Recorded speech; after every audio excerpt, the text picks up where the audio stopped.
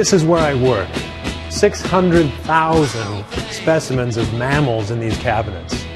This is where I discover new species. My latest species discovery is an animal called the Olinguito. That's a new name for a new animal. This is a member of the raccoon family. It's actually the smallest member of the raccoon family, and it's found only in rainforests up at high elevations in the Andes Mountains of Colombia and Ecuador.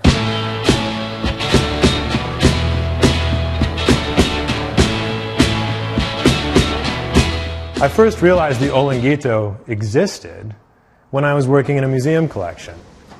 In here I have lots of treasures. This is filled with new species, and these are Olinguitos. This is the first new species of carnivore to be discovered in 35 years. When I pulled out a drawer and saw these skins and skulls, it stopped me in my tracks.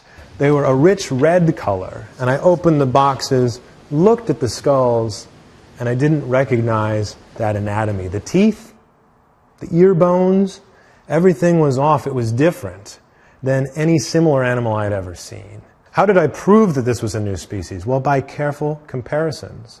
So comparisons of skulls and teeth and fur, but also through studies of DNA.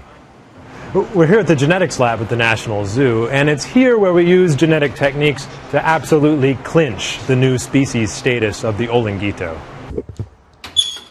We got our hands on DNA samples from all the animals that are related to the Olinguito, and we used all this information to demonstrate that truly this animal had never been described by scientists, didn't have a name, and we could really, for the first time, introduce it to the scientific community.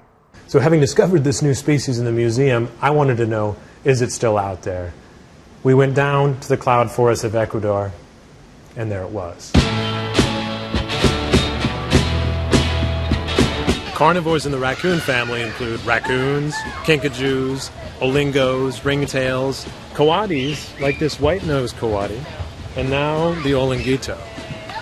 Years ago, this very zoo, the National Zoo, had an Olinguito on display. She died many years ago without anyone knowing what she really was, an undescribed species of mammal. I can't even explain how excited I am about this discovery. More than 3 decades have gone by.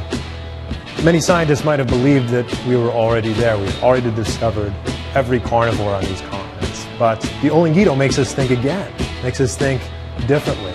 Maybe there's even more out there to find. Wild thing.